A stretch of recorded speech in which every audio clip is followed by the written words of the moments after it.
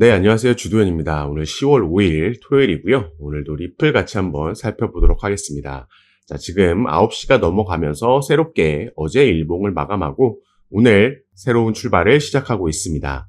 일단 어제 리플 같은 경우에는 1.87% 상승 마감을 했습니다. 다행히 이 하락을 멈췄다는 거에 우리가 의미를 둘 수 있겠고, 다만 급하게 추격 매수 들어가실 필요는 없겠고요. 우리 정확하게 확실하게 지지라인을 만들어 두는지 확인하고 이후에 반등 나오는 타점을 잡아야지 조금 더 안전하게 우리가 추 수익 구간을 가져갈 수 있겠다 말씀드리겠습니다. 그래서 일단 어제 이렇게 하락을 멈추면서 반등이 나온 건 리플뿐만이 아니죠. 비트코인을 포함해서 시장 전체가 같은 흐름을 보여줬습니다. 그래서 먼저 어떤 이슈가 있었길래 시장이 긍정적인 모습을 보여줬는지 같이 한번 살펴보고, 또 리플 같은 경우에는 SEC 항소 관련해서 이 소송 관련해서 새로 업데이트된 소식이 있기 때문에 이 내용도 함께 말씀드리겠습니다. 여러분들께서는 오늘 영상 꼭 끝까지 시청해 주시면 투자 판단하시는데 도움이 될 내용이다 말씀드리겠고요. 추가로 영상 밑에 더보기란을 클릭하시면 제가 이렇게 링크를 2가지 남겨놨습니다. 현재 영상을 핸드폰으로 시청하고 계신 분들은 위에 있는 모바일 전용 링크, 컴퓨터로 시청하고 계신 분들은 PC 전용 링크를 클릭하시면 제가 운영하고 있는 무료 정보방, 무료 단체 카톡방에 입장하실 수 있으십니다. 들어오시면 오늘 영상에서 설명해드릴 뉴스들 뿐만 아니라 새롭게 나오는 변수들도 있을 거고, 새롭게 이슈가 되는 시장에 영향을 주는 내용들도 나올 수 있겠죠. 그래서 이런 새로운 소식들 가장 빠르게 공유해 드리면서 구체적인 타점까지 안내해 드리면서 어떻게 대응하면 좋을지 말씀드리고 도움드리고 있는 카톡방이니까요. 이런 정보들 받아보시면서 여러분들 투자 판단에 참고하시고 매매 진행하시면 더욱 좋을 것 같습니다. 자, 그럼 오늘 영상 이제 본격적으로 시작할 건데, 어제 시장이 반등을 어느 정도 만들어낼 수 있었던 데에는 바로 이 거시적인 경제 이슈가 한몫했다 볼 수 있겠습니다. 제가 이번 주가 시작했을 때부터 이번 주에 가장 큰 이슈는 바로 미국에서 발표되는 이 고용지표가 될 거다 말씀을 드렸습니다. 우리나라 시간으로 어제 저녁 9시 반에 이 데이터들이 발표가 됐고요. 시장의 예측치보다 긍정적인 지표들이 발표가 됐기 때문에 긍정적인 흐름을 만들어낸 거죠. 자, 평균 시간당 임금은 상승을 했고 비농업 고용 지수도 마찬가지로 상승했습니다. 실업률은 떨어지면서 전부 다 미국의 고용 시장이 견고하다, 탄탄하다는 걸 보여준 거기 때문에 이건 바로 우리가 또 기다리고 있는 금리 인하를 할 수 있는 그 명분이 생겼다 볼 수 있겠죠. 자, 미국의 파월 의장은 25bp씩 연내에 2차례 인상하겠다 밝힌 바가 있습니다. 여기에 대한 확신을 시장이 갖게 만들었기 때문에 반등할 수 있었다, 이렇게 이해하시면 좋겠죠. 그리고 또 리플 개별적으로는 소송 관련, 항소 관련돼서 새로운 소식이 전해졌습니다. 아직까지 한국어로 번역된 내용은 나오지 않았기 때문에 제가 원문을 그대로 가져왔는데요. 자, 엘레너 테럿이라는 폭스 비즈니스의 기자가 전해준 새로운 소식입니다. 자, SEC가 항소장을 제출했죠. 근데 여기 보시면 has not filed its Form C, Form C를 아직 제출하지 않았다. 이 Secondary Circuit의 항소심에, 항소법원에 Form C를 제출하지 않았다라는 소식을 전해준 겁니다. 원래 이 Form C에 들어가야 되는 내용은 어떤 거에 대해서 항소를 하는지, 가장 중요한 어떤 판결에 반대해서 지금 항소하는 건지 그 내용을 담고 있는 양식입니다. 지금 이걸 제출하지 않은 거기 때문에 우리는 지금 SEC가 어디에 항소하는지도 알 수 없다라는 거죠. 이건 조만간 제출하겠지만 일단 우리가 크게 2가지로 나눠서 예상을 해볼 수 있습니다. 작년 7월 달에 약식 판결이 나왔고요. 이 당시에 부분 판결이 나왔습니다.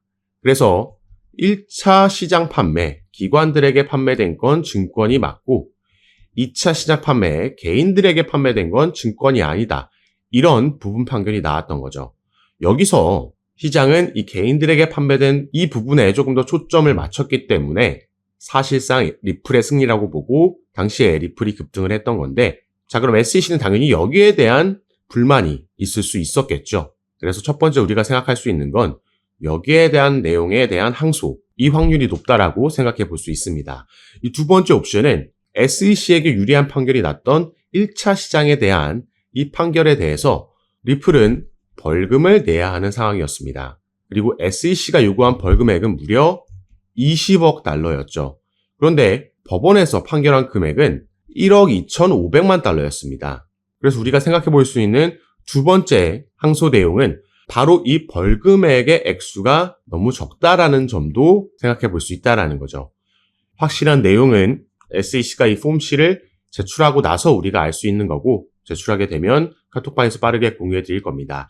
일단 이걸 확인해야지 리플의 최고 법률 책임자인 스튜어트 알드로티가 말했던 것처럼 지금 리플은 크로스 어필, 교체 항소를 또 고려하고 있기 때문에 이 부분을 먼저 확인하고 이게 정해질 수 있겠다 이렇게 보고 있습니다.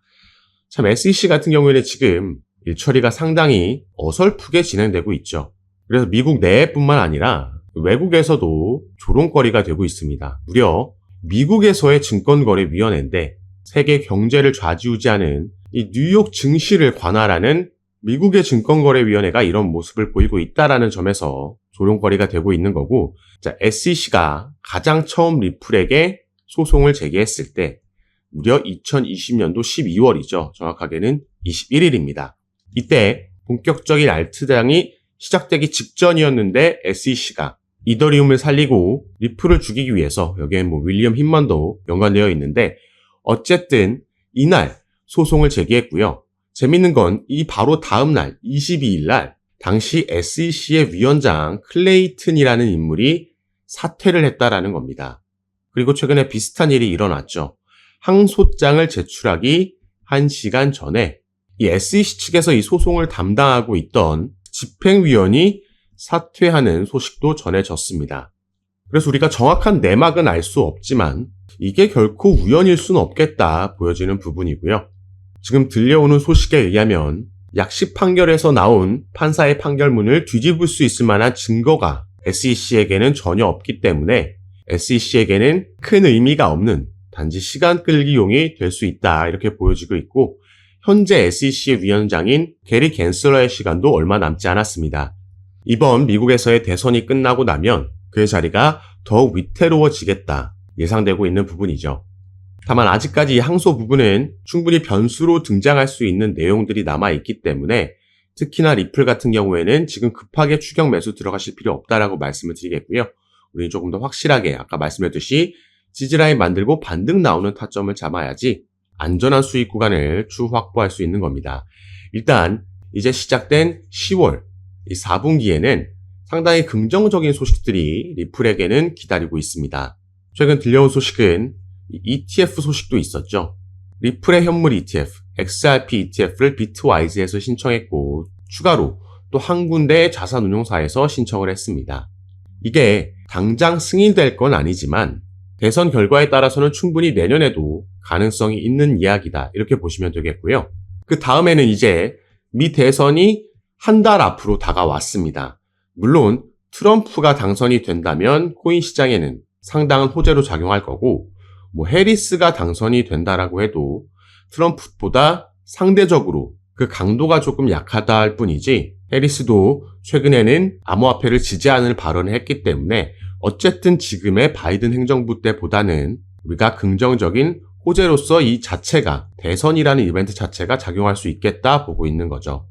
트럼프가 당선이 된다면 ETF 관련 규제에 변화가 생기면서, 그리고 SEC에도 변화가 생기면서 승인이 더 빠르게 이루어질 수 있겠다 이렇게 보고 있는 겁니다.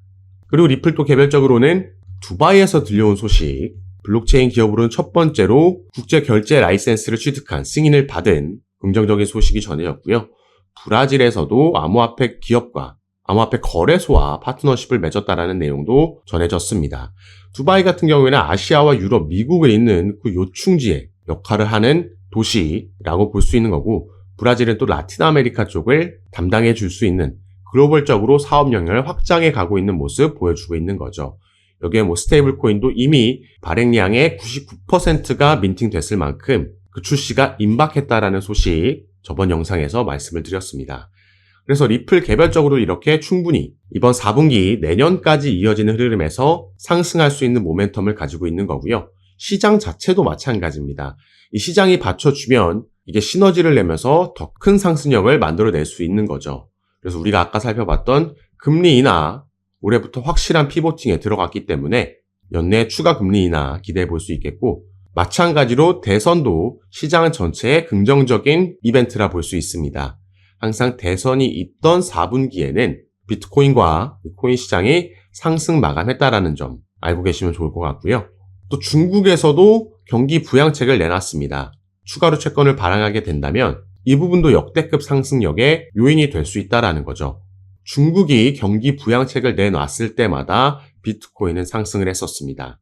그리고 올해는 비트코인의 반감기도 4월 달에 적용이 됐고 이제 지지부진한 흐름을 마치고 나서 항상 반감기 사이클 때마다 그래 왔던 것처럼 반감기가 적용되고 몇 개월 후부터 본격적인 상승이 나왔기 때문에 최근 비록 이 전쟁 리스크로 시장에 충격이 줬었지만 이런 이슈들을 생각하면 오히려 그 충격이 우리에게는 기회가 될 수 있었다 말씀을 드리는 겁니다.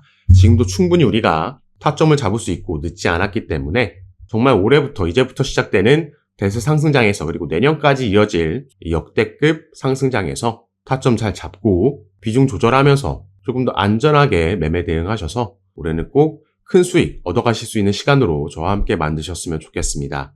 새롭게 나오는 변수들 내용들 제가 가장 빠르게 카톡방에서 공유해드리면서 구체적인 타점도 말씀해드리면서 함께 매매를 진행할 거니까 여러분들께서는 제가 아까 말씀드렸던 영상 밑에 더보기란에 있는 링크 통해서 무료 카톡방 입장하시고요. 이런 정보들 받아보시면서 투자 판단에 참고하시고 매매 진행하시면 더욱 좋을 것 같습니다. 자, 그럼 오늘 영상도 끝까지 시청해 주셔서 너무 감사드리고 저는 다시 카톡방에서 여러분들 대응 도와드리고 상담 도와드리면서 찾아뵙겠습니다. 감사합니다.